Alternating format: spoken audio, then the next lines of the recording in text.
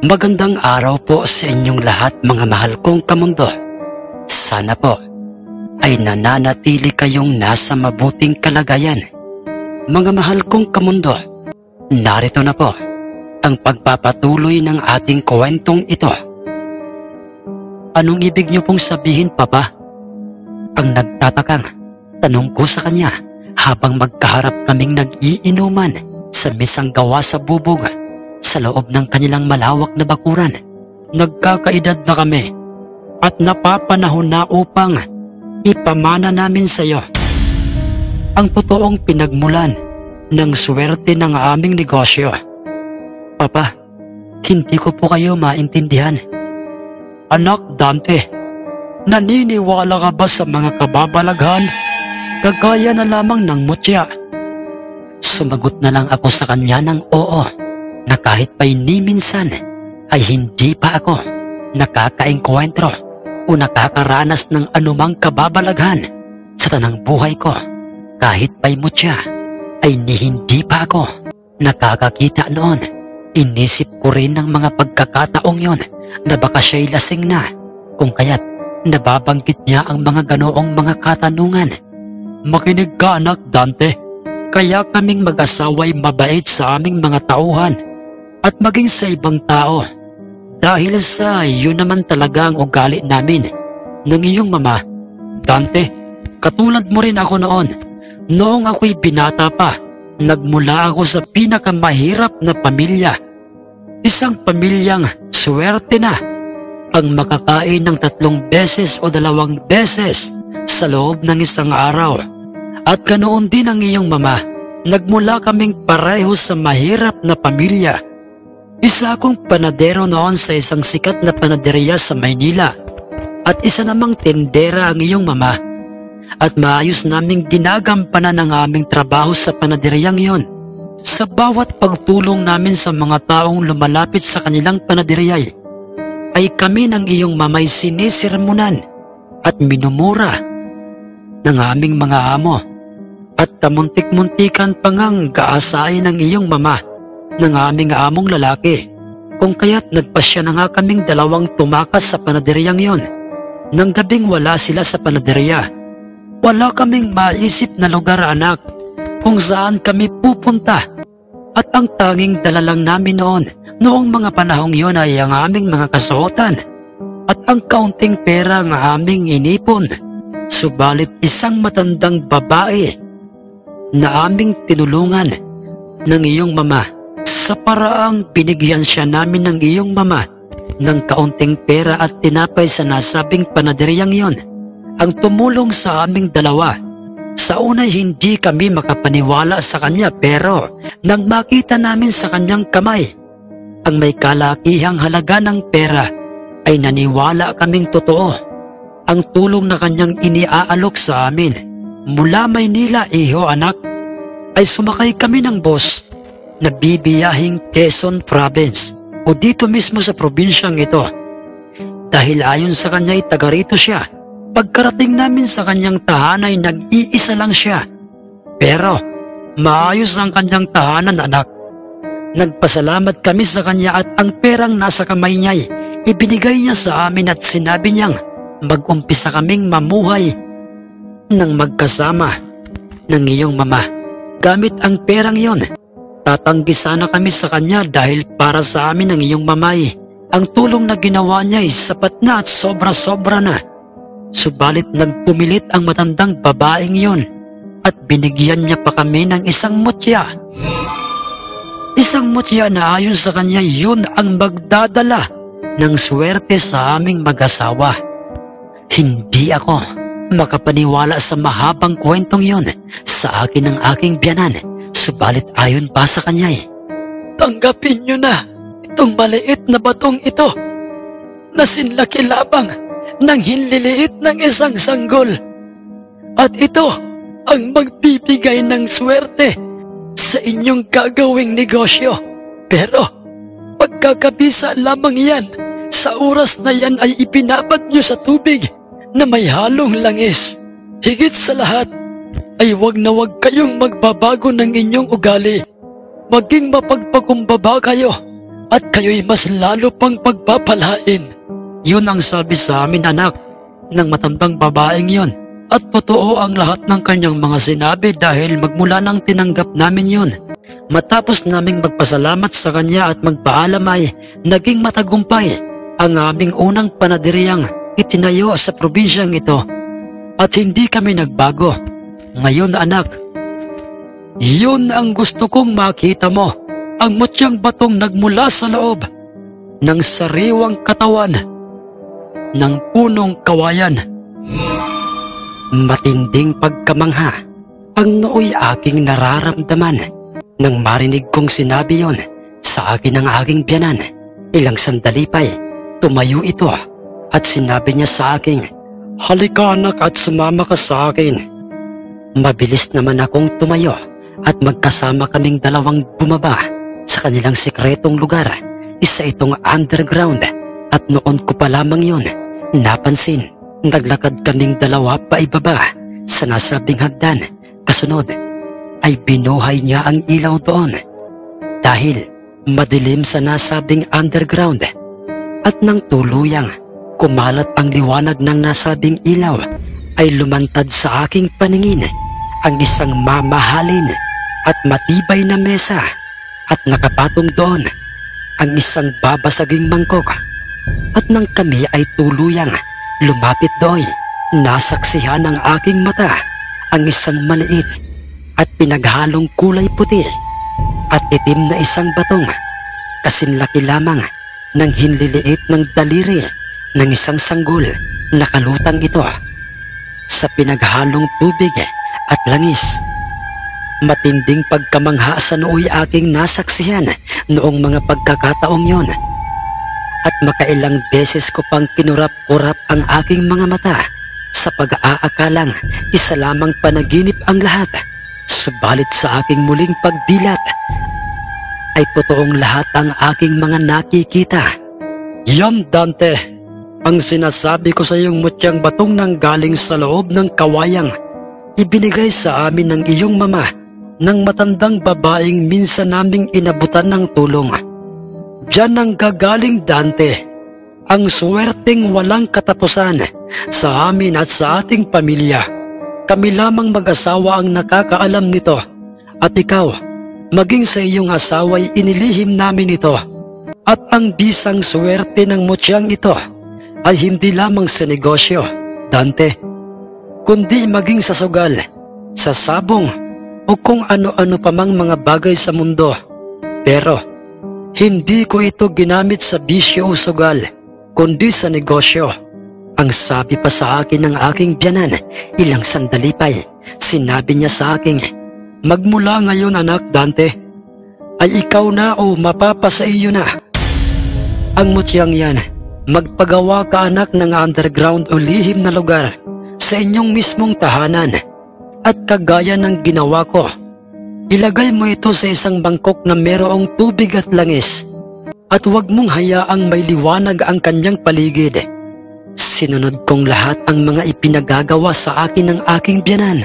Nagpagawa ako ng underground sa aming mismong tahanan hanggang sa ang nasabing mutyay ay matagumpay ko na ngang nailipat sa aking pangangalaga at kaming mag-asawa lang. At ang aking mga biyanan ang nakakaalam sa lihim na yon. Mabilis na lumipas ang mga araw, linggo at buwan hanggang sa isinilang na nga ng aking asawa ang aming malusog na anak na isang lalaki.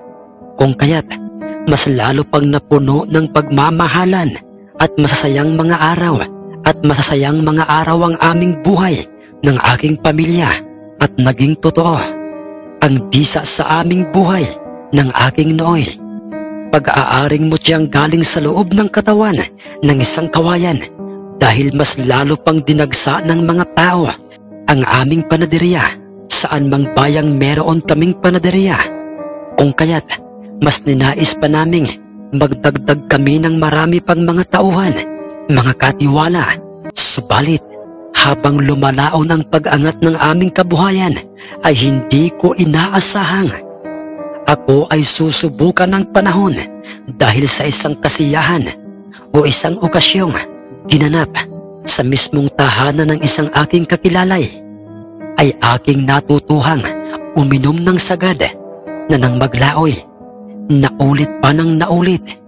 Hindi lamang ang uminom ang naging masamang impluwensya sa akin ng aking kaibigang si Orlando, kundi ang magsugal, magsabong at kung ano-ano pang mga bisyo. Sa unay, hindi yun alam ng aking asawa.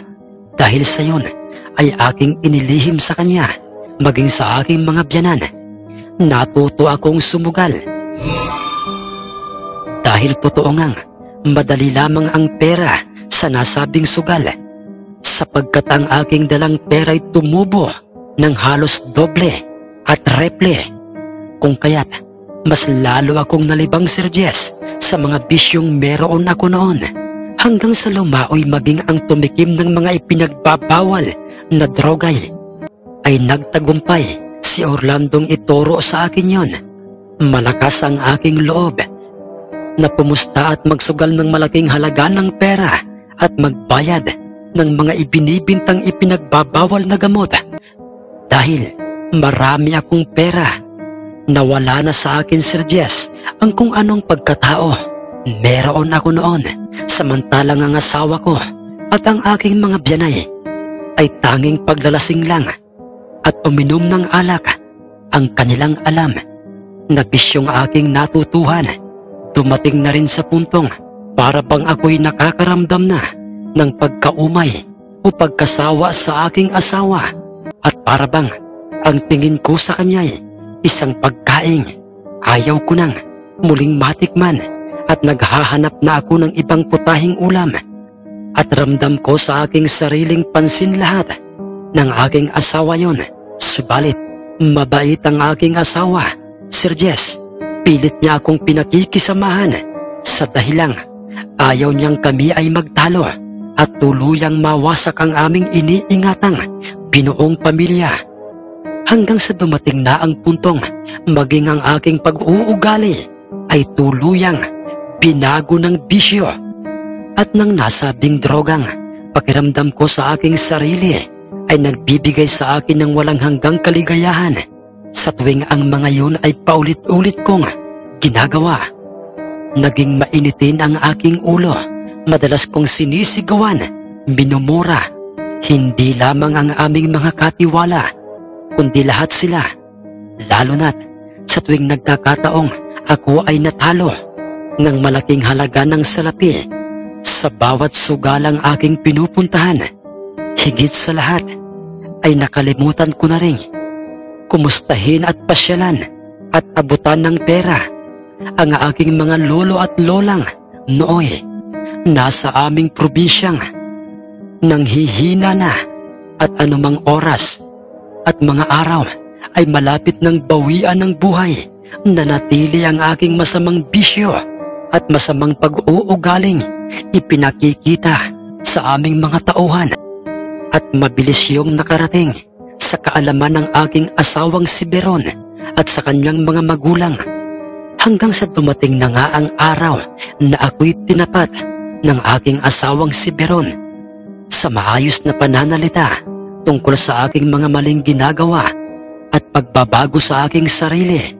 Nang umagang kami ay magkaharap sa mesa at nag-aalmusal, subalit pasigaw at padabog ko sa kanyang sinabing hindi totoong lahat ang mga isinusumbong sa kanya ng aming mga alipores, dahilan upang maging ako sa aking sarili ay nagtaka sa kung ano ang aking ginawang yon sa kanya.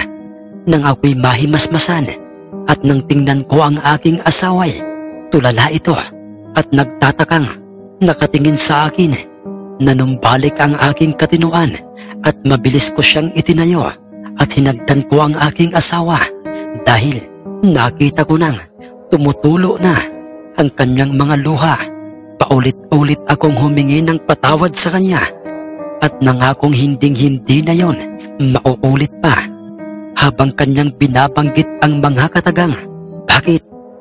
Bakit ako nagkakaganoon? At bakit parang hindi na ako ang dating Danteng na kilala niya at minahal ng husto?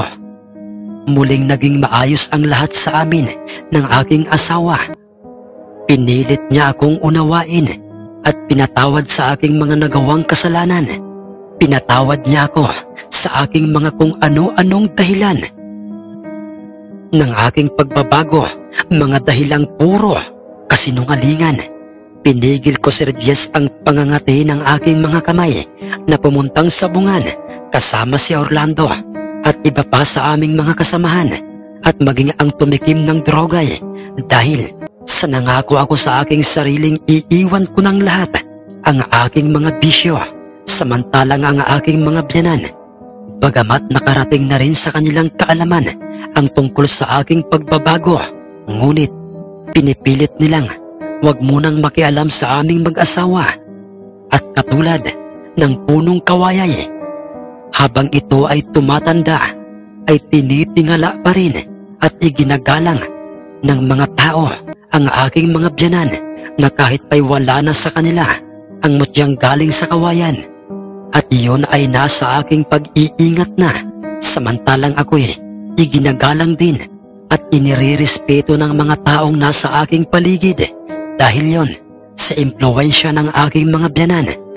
Bilang isang manugang, isang umaga noon, habang iniisa-isa kong binisita lahat ng aming mga panaderyay, nakita kong papalapit na sa aming pwesto ang apat na sina Orlando, sakay ang mga ito ng kani-kanilang mga tig-iisang motor at nakabihis ang mga ito ng maayos na para bang merong importanteng pupuntahan. At nang ang mga ito'y nasa aking harap na Parang Dante, nasa kabilang bayan ngayon si Don Miguel. Yun bang sugarol na ni isang mga sugarol dito sa ating bayan ay walang nakakatalo sa kanya? Pare, pagkakataon mo nang makaharap siya. Ang malademonyong pangungumbinsi sa akin ni Orlando na siya namang ginatungan o pagsang-ayon sa kanya ng iba pa sa aming mga kaibigan. Porsigido silang ako ay isama sa nasabing lugar o bayan kung nasaan naroon si Don Miguel upang makaharap ko sa nasabing larong sugal. Ngunit, pasensya na kayo mga pare. Pas muna ako dyan. Nangako kasi ako sa aking asawang hindi na ako kailanman pupunta sa kung saan-saan maliban lang dito sa aming negosyo. Sagot ko sa kanila. Subalit ang totoo noon, Sir Jess, ay nangangati na ang aking mga daliri noon sa aking kamay at maging ang aking mga paa dahil sa ako'y natutukso na sumama sa kanila sa nasabing lugar upang aking makaharap sa larong sugal si Don Miguel. Ang sugarol na usap-usapang merong mutya o pampaswerteng ginagamit sa kanyang katawan upang manalo sa anumang sugal. At nang maalala ko ang kanyang mutyang isang daliri ng namayapang sugarol, ay bigla na lamang otomatikong pumasok sa aking isip ang aking pag-aaring mutya. Rumehistro agad sa aking isip ang planong ano kaya kung aking subukan ang aking mutyang galing sa loob ng kawayan na aking ibinabad sa tubig at langis sa mutyang daliri ng isang namayapang sugarol na gamit ni Don Miguel. Alin kaya sa dalawang mutya o pampaswerte ang mas malakas o mas epektibo sa larangan ng sugal? Ang masamang planong nooy namumuo sa aking isip hanggang sa ako'y nakapagdesisyong sumama. Sige mga pare, sasama ako sa inyo. Yan, ayos yan pare. Paniguradong hindi uobra sa mga teknik mo sa larangan ng paghipo ng mga baraha. Yung si Don Miguel, di ba mga pare? Pagsang-ayon ang naging tugon ng iba pa sa aming mga kaibigan sa mga sinabing yun sa akin ni Orlando. Subalit, pero mga pare, hintayin niyo muna ako rito. Uuwi lang ako saglit sa aming bahay dahil sa ako'y merong nakalimutan doon. Nais ko lamang pong i-shoutout si Boss RJ Vlogs. Boss, maraming salamat po sa inyo. Kay Boss Fernan Nadera ng Pagsanhan, Laguna. Boss, maraming salamat po. kay Boss Bro Rex TV. Boss, maraming salamat po sa inyong suporta. Kay Boss Maita Alutaya. Boss, maraming salamat po sa inyo. Shoutout po kay Boss Ronaldo Osoleta. Boss, maraming salamat po.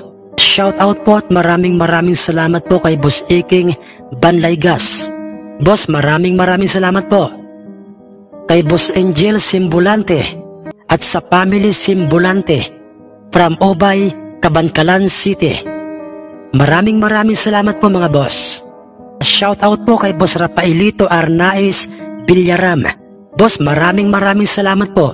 Shoutout po kay Boss Kevin Dicap. Boss, maraming salamat po. Shoutout po kay Boss Mateo Diaz. Boss, maraming salamat po. Kay Boss Giovanni Magiriano. Kay Ma'am Pia Arnaiz Jans, kay Boss Francis Sit at sa kanyang mga tropang palaging nakikinig sa ating kwentong, sina Boss Jomar, Boss Obyong, Boss Maki, Boss Ronnie at si Boss Kenneth. Maraming salamat po sa inyo mga tropa. Kay Boss Wilfredo Diaz, kay Boss Jonas Francis Paragas, kay Boss Victor Ticala, kay Boss Rene Abalos, kay Boss DJ Diren Galido, kay Boss Merwin Olive, kay Boss Jat Magdas, kay Boss Hermelito Baloya, kay Ma'am Melrose Topas, kay Ma'am Eden Valiente at sa kanyang buong pamilya dyan po sa Caloocan, kay Mama Michelle Oxteros at sa kanyang buong pamilya, kay Boss Giubel, kay Boss Borleng Lawrence, kay Boss Laguda Erle, kay Boss John Gavin Moneva, kay Tokayo GC Candelaria, kay Parang Gerard Bacaresa. Pare, maraming salamat sa iyo. Kay Kuya Erms Whitey, kay Boss Nora Abbas, kay Boss Iga Norquewa, kay Boss June Alcantara, kay Boss Rolly Bangkaya, kay Boss Ronilo Romo, kay Boss Silvania 69 Gaming, kay Boss Angelo Crelego, kay Ma'am Ginalyn Bersosa, kay Tol Jimmy Ray at sa kanyang channel na ang Mahiwagang Baston, sa aking darling na si Ma'am Chris Apple, kay Boss Mark De La Cruz, kay Boss John Hiccup, kay Boss G Sumudio, kay Boss Gerald Bacolod, kay Boss Malvin Esguera, kay Ma'am Janly Carte, kay Ma'am Rosie De Mesa, kay Boss Amer, kay Ma'am Resel Grato, kay Boss Sigma, kay Ma'am Jocelyn Bregente, kay Boss Guillermo Banaga, kay Boss Julie Rovion Paliana, kay Boss Lowy Orolpo, kay Boss Solomon Villeta, kay Boss Patrick Hernandez dyan po sa Candabong, Alcantara, Cebu, kay Boss Joey Earl, kay Boss Jik Alcala at sa kanyang anak na si Jackia Mata, kay Boss Emiliano Rapols, kay Ma'am Pay Diaz, kay Boss Edwin Duran, kay Boss Nelson Enfleo, kay Boss Giovanni Almanon, kay Boss Feli Rivera Remundo, kay Boss Chit Bayot, kay Ma'am Milit Mayo Kaskayan, kay Boss Lenar Elfas, dyan po sa Bicol. Shoutout po sa inyo boss. Kay Boss Efren Abadiano, kay Boss Sammy Baklas, kay Boss Gavin Neras, kay Boss Chris Batok, kay Boss Rodilio Ledesma, kay Boss Backyard Breeder,